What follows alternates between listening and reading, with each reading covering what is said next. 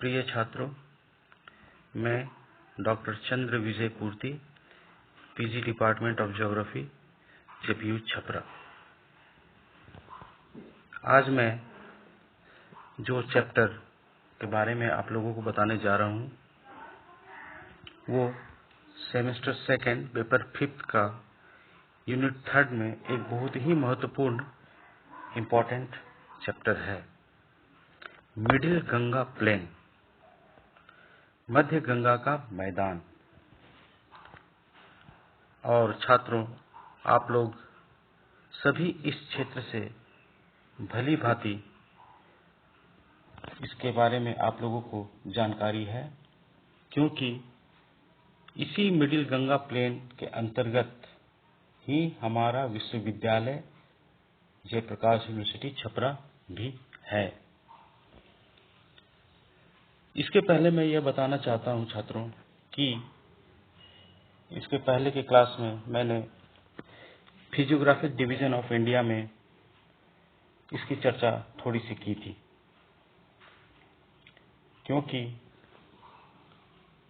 उत्तरी हिमालय भाग और मध्यवर्ती दक्षिण के पठार के बीच में जो मैदानी क्षेत्र आते हैं, उसी में से यह एक ऐसा पार्ट है जो कि ऊपरी गंगा का मैदान और निचले गंगा के मैदान के बीच का एक संक्रमित क्षेत्र, यह जो है इसे मध्य गंगा का मैदान कहा जाता है। इसकी भौगोलिकता से आप पूरी तरह परिपूर्ण हैं। आप अच्छी तरह जान रहे हैं कि यह मैदानी क्षेत्र है, यह नदियों द्वारा लाई गई मिट्टियों से बना हुआ मैदानी क्षेत्र है। तो इस मिडिल गंगा प्लेन की ज्योग्राफिकल लोकेशन जो है, लैटिट्यूडनल एक्सटेंशन 24 डिग्री 30 मिनट से लेकर 27 डिग्री 50 मिनट नॉर्थ लैटिट्यूड तक, तथा longitudinal extension 81 degree 47 minute to 87 degree 50 minute east longitude. और रीजनल लोकेशन इसका जो है वो लेंथ है वेस्ट टू ईस्ट 640 किलोमीटर और विड्थ है नॉर्थ टू साउथ 140 किलोमीटर। अर्थात total area of the region है 1,44,409 स्क्वायर किलोमीटर। और छात्रों, यह क्षेत्र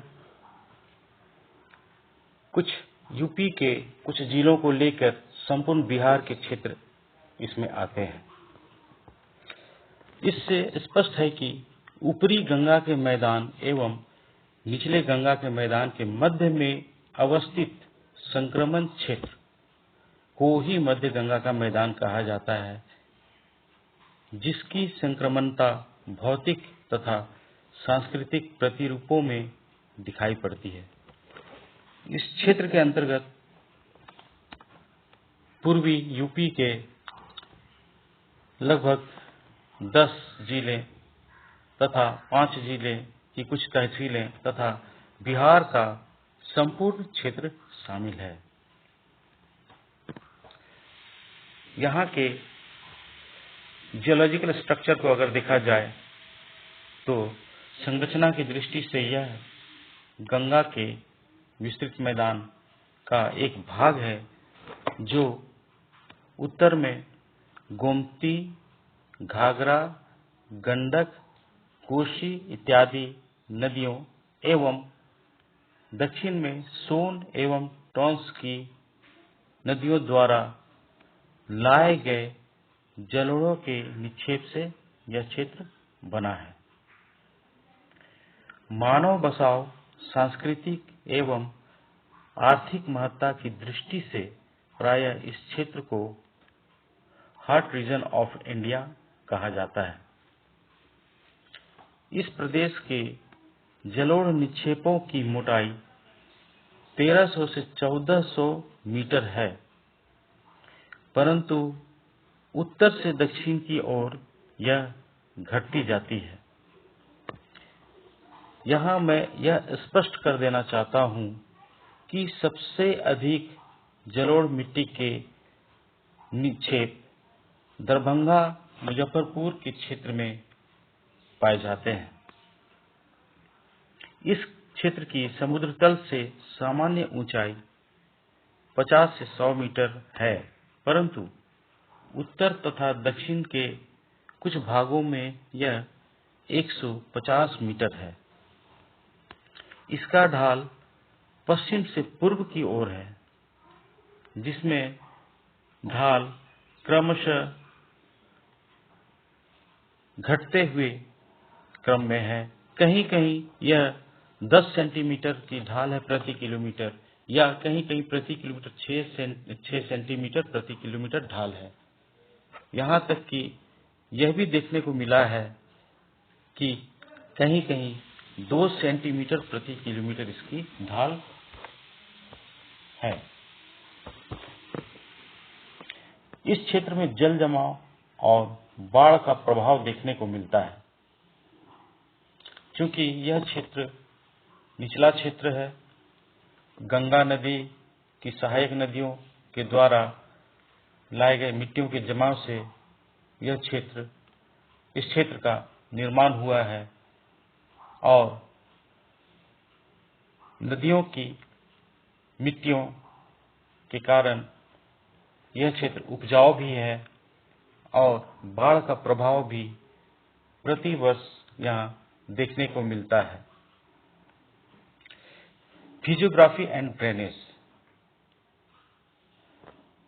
मध्य गंगा के मैदान को भौतिक दृष्टिकोण से 2 भागों में बांटा जा सकता है, मध्य गंगा का ऊपरी मैदान और मध्य गंगा का दक्षिणी मैदान।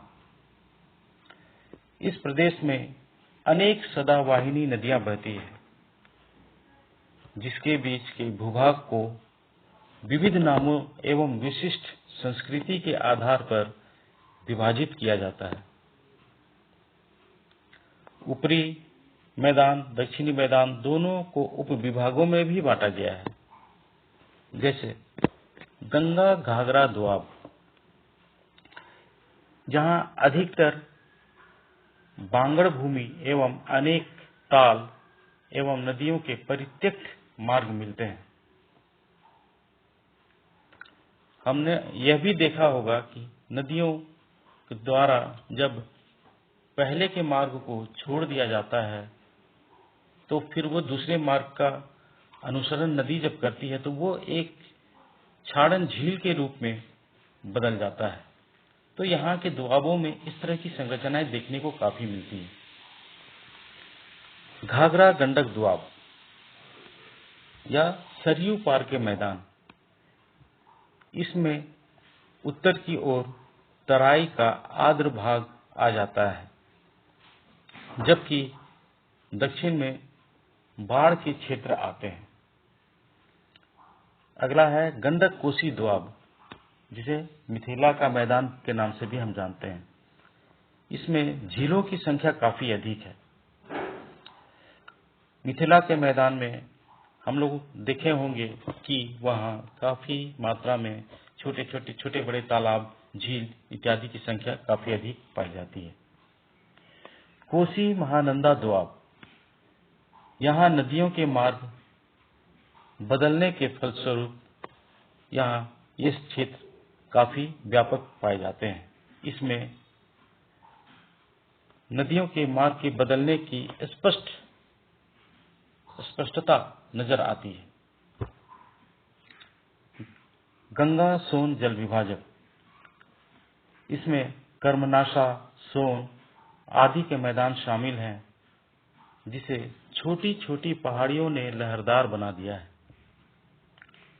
मगध का मैदान, इसमें बराकर, राजगीर तथा खड़गपुर की पहाड़ियां पाई जाती है।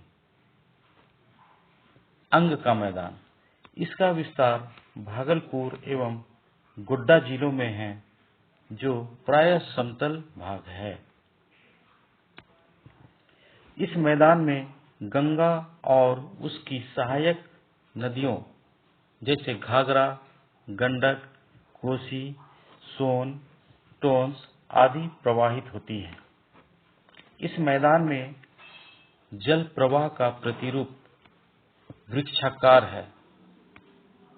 हिमालय से निकलने वाली नदियां जलोढ़ शंकुओं का निर्माण करती है तथा इनका मार्ग काफी वक्राकार होता है, अर्थात जिसे हम मिएंडर के नाम से जानते हैं, रिवर मिएंडर, उस तरह की संरचना यहाँ देखने को मिलती है। यहाँ की नदियों में मार्ग परिवर्तन की क्रिया प्रमुख है, जिसमें गंडक एवं कोसी नदी मुख्य है।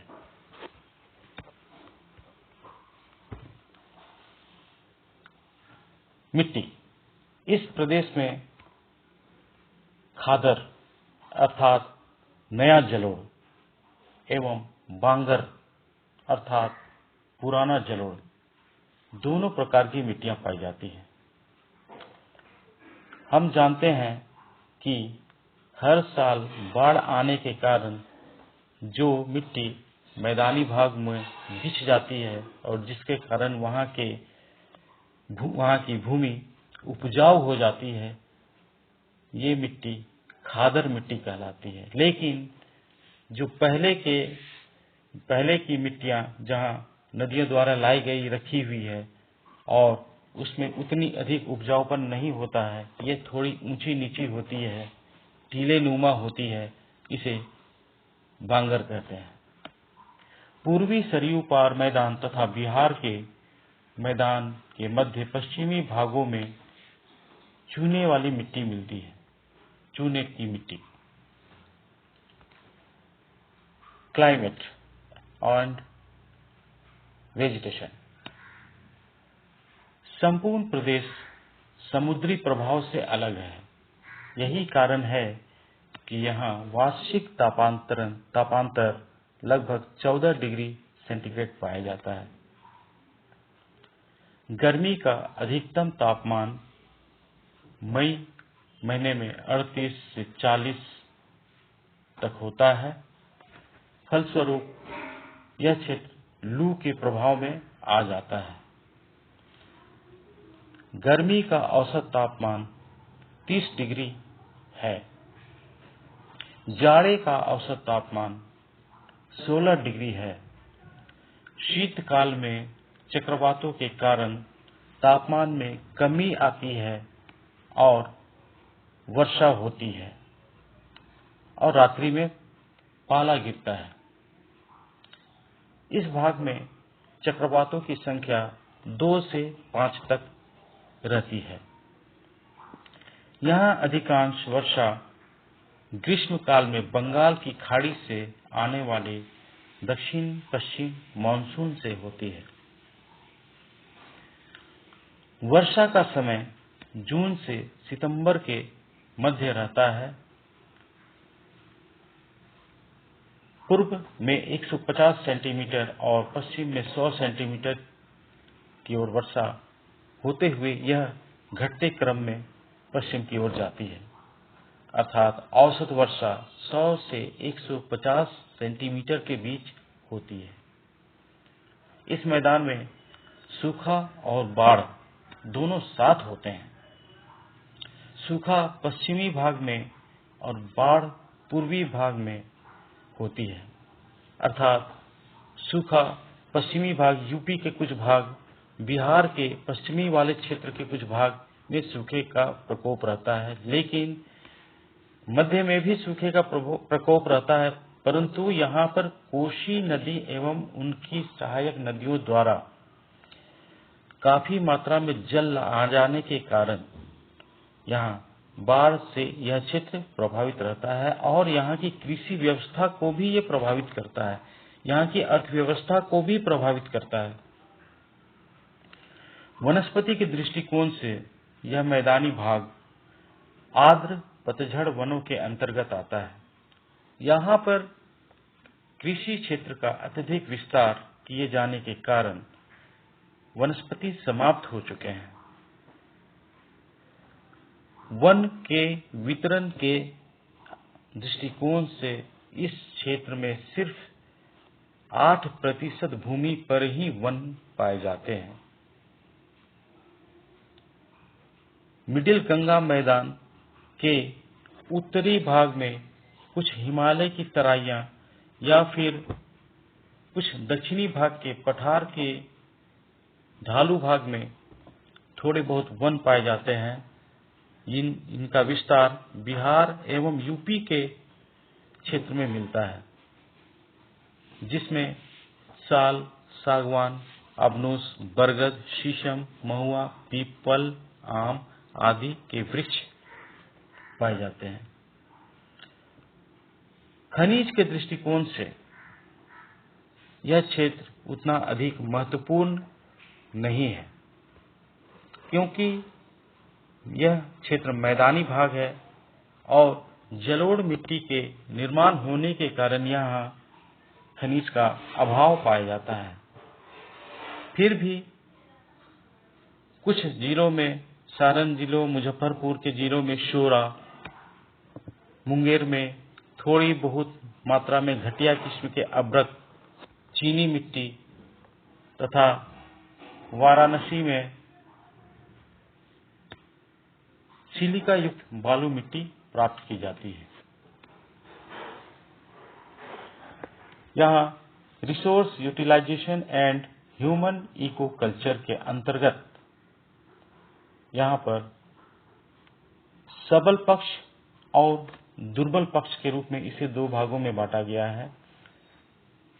यहाँ के प्रदेश का जो विकास, अर्थव्यवस्था में विकास, कृषि के क्षेत्र में विकास या अन्य दृष्टिकोण से विकास जो हुआ है, उसमें सबल पक्ष में कुछ पॉइंट्स हैं, जिसमें यहाँ की उर्वर भूमि, समतल धरातल, पर्याप्त जल संसाधन, पर्याप्त मानव संसाधन, वर्ष भर कृषि दशा, ये महत्वपूर्ण है। हम जानते हैं कि किसी भी क्षेत्र का विकास उर्वर भूमि के कारण होता है, और वहीं उर्वर भूमि एवं पर्याप्त जल संसाधन के कारण जनसंख्या का बसाव होता है, और जनसंख्या का बसाव होता है तो वहाँ अर्थव्यवस्था भी ऊपर की ओर बढ़ती है और वर्ष भर कृषि दशा यहाँ सुधरती चली जाती है। यह क्षेत्र मुख्य रूप से देखा जाए तो जल के ऊपर बसा हुआ ये क्षेत्र है, जहाँ जल की कोई कमी नहीं है। जिस तरह से बदलते पर्यावरण के दृष्टिकोण से बहुत सारे जगहों में जल की मात्रा में, पेयजल की मात्रा में या भूमिगत जल की मात्रा में कमी आई है, लेकिन यह क्षेत्र ऐसा क्षेत्र है जहाँ अभी भी जल के भंडार काफी है, क्योंकि यह क्षेत्र नदियों द्वारा लाई गई मिट्टियों का क्षेत्र है और नदियों के कारण यह आंतरिक क्षेत्रों में संतृप्त क्षेत्र काफी पाए जाते हैं, सैचुरेटेड जोन काफी पाए जाते हैं। लेकिन ग्लोबल वार्मिंग का थोड़ा प्रभाव एवं भूमिगत जल का अंधाधुंध प्रयोग होने के कारण इस क्षेत्र में भी थोड़ा बहुत प्रभाव तो पड़ा ही है। अब इनके हम दुर्बल पक्ष को देखें तो यहाँ पर यह स्पष्ट है कि यहाँ संसाधनों के पर्याप्त एवं उचित उपयोग नहीं होने के कारण यह क्षेत्र अविकसित है। यहाँ संसाधन पूरी तरह से पर्याप्त नहीं है और इनका उचित उपयोग, अर्थात यहाँ भूमि का समुचित उपयोग कहीं कहीं नहीं हो पाता है। प्रति भूमि है, चारागाह उतने अच्छे चारागाह नहीं पाए जाते हैं। जानवरों को पालने के लिए यहाँ पर बहुत सारी आधुनिक समस्याएं भी व्याप्त हैं। इस क्षेत्र के बहुत सारी समस्याएं हैं, जैसे soil erosion due to deforestation, insufficient water management, indefinite and irregular rainfall, hence irrigation problems, और सबसे बड़ी समस्या जो है वो flood prone area, drought prone area के होने के कारण है। जनसंख्या, यह प्रदेश सघन आबाद है, परंतु पूर्व से पश्चिम की ओर क्रमशः सघनता घटती जाती है। इस प्रदेश के जनसंख्या तथ्यों को निम्न प्रकार से स्पष्ट किया जा सकता है। जैसे जनसंख्या मध्य गंगा के मैदान में है। अगर हम इनमें देखें तो मात्र 20% नगरीकृत जनसंख्या है। कुल जनसंख्या का 80% कृषि कार्य में लगे हैं, जो कि मुख्य रूप से ग्रामीण जनसंख्या है। यहाँ जनसंख्या का न्यूनतम घनत्व 250 से 300 व्यक्ति प्रति वर्ग किलोमीटर पाई जाती है, जो मुख्य रूप से बहराइच एवं पूर्णिया जिले में है। अधिकतम घनत्व 1000 वर्ग किलोमीटर 1000 प्रति व्यक्ति वर्ग किलोमीटर है, जो क्षेत्र आप अच्छी तरह जानते हैं, बलिया, सारण, मुजफ्फरपुर और दरभंगा के क्षेत्र हैं। अर्थात औसत घनत्व यहाँ 600 व्यक्ति प्रति वर्ग किलोमीटर है और सघन आबाद कुल जनसंख्या का यहाँ 8 करोड़ पाया जाता है। एग्रीकल्चर, कृषि, समतल धरातल, उर्वर मिट्टी, मानसूनी जलवायु, जलापूर्ति, मानव संसाधन, ये सारे यहाँ कृषि के लिए उत्तरदायी हैं। ये सारे कारक कृषि के लिए, इस क्षेत्र के विकास के लिए उत्तरदायी है। यहाँ की कुल जनसंख्या का लगभग 3/4 भाग कृषि कार्यों में लगा है, जिस कारण यहाँ से नगर की समस्या, रोजगार की समस्या उत्पन्न हो गई है। फलस्वरूप श्रमिकों का यहाँ से पलायन काफी ज्यादा हुआ है। ये आज भी हम देख रहे हैं। आज लॉकडाउन के समय में ये कोरोना वायरस क्या इतना फैलाव भारत में हो चुका है। आज हम देख रहे हैं कि सारे मजदूर जो लौट कर आ रहे हैं लाखों लाख की संख्या में, इससे यह पता चलता है कि यहाँ से कितने श्रमिक ने पलायन किया होगा। और बिहार से बाहर जाना, यहाँ की अर्थव्यवस्था अर्थात बिहार की विकास को रोकना। क्षेत्र का 2/3 भाग वर्षा पर तथा शेष 1/3 भाग सिंचाई के विभिन्न साधनों जैसे नहर, नलकूप, कुएं, तालाब पर ही निर्भर है। यहाँ की कुछ प्रमुख नहरें हैं। सोन नहर, सोन नदी घाटी में सोन नहर, मुंगेर में सकड़ी नहर, चंपारण में त्रिवेणी नहर एवं ढाका नहर प्रमुख है। कोसी नदी बेसिन में कोसी नहर से भी सिंचाई की जाती है। यहाँ की प्रमुख फसलों में धान, गेहूं, गन्ना, चना, मक्का की प्रधानता है। मैदान के पूर्वी भाग में धान एवं मक्का महत्वपूर्ण है, जबकि पश्चिमी भाग में गेहूं, चना, तिलहन का महत्व अधिक है। उद्योग, संपूर्ण प्रदेश के कृषि प्रधान होने के कारण यहाँ कृषि आधारित उद्योग, एग्रो बेस्ड इंडस्ट्रीज का विकास हुआ है, जिनमें मुख्य उद्योग चीनी उद्योग, सूती वस्त्र उद्योग, जूट उद्योग इत्यादि हैं। चीनी उद्योग गोरखपुर, देवरिया, सारण, चंपारण, भागलपुर, मुजफ्फरपुर में है। सूती वस्त्र उद्योग वाराणसी, लीलाबाद, बड़ाइच, मिर्जापुर, बक्सर, मधुबनी, पटना में है। जूट मिल सहजनवा, कटिहार, समस्तीपुर के क्षेत्रों में है। सीमेंट उद्योग डालमिया नगर, चुर्क, डाला में है। पेट्रोलियम शोधन बरौनी में है। सिगरेट का कारखाना मुंगेर में है। बनारस में रेशम, रसायन और डीजल इंजन के कारखाने हैं। ट्रांसपोर्ट एंड कम्युनिकेशंस, संपूर्ण प्रदेश के समतल होने के कारण परिवहन के साधनों का पर्याप्त विकास हुआ है। फलस्वरूप यहाँ रेल एवं सड़कों का जाल है, लेकिन इनका विकास नगरों तक ही सीमित है। गांवों में परिवहन के साधनों का विकास उतना अधिक नहीं हो पाया है। जनसंख्या बहुल क्षेत्र होने के कारण यातायात के साधनों पर पर्याप्त दबाव है। मोकामा में गंगा नदी पर रेल एवं सड़क पुल एवं हाजीपुर पटना को जोड़ने वाली एशिया की सबसे लंबी सड़क पुल गांधी सेतु इसी प्रदेश में अवस्थित है। जल परिवहन में अंतर्देशीय जलमार्ग पाया जाता है। इलाहाबाद हल्दिया जिसकी लंबाई 1620 किलोमीटर है, गंगा नदी में राष्ट्रीय जलमार्ग 1 है, जिसकी घोषणा 1986 में की गई थी। गोरखपुर, पटना, वाराणसी प्रमुख हवाई अड्डे हैं। इसके अलावा बिहार में बोधगया में अंतर्राष्ट्रीय हवाई अड्डा है, जहां से श्रीलंका, तिब्बत इत्यादि जगहों के लिए सीधी उड़ान सेवा उपलब्ध है। सूचना क्रांति के इस दौर में यह प्रदेश भी अछूता नहीं है और यहाँ भी संचार माध्यमों का पर्याप्त विकास खटकने देखने को मिलता है, परंतु ग्रामीण क्षेत्रों में आर्थिक स्थिति इसके विकास में महत्वपूर्ण बाधा है।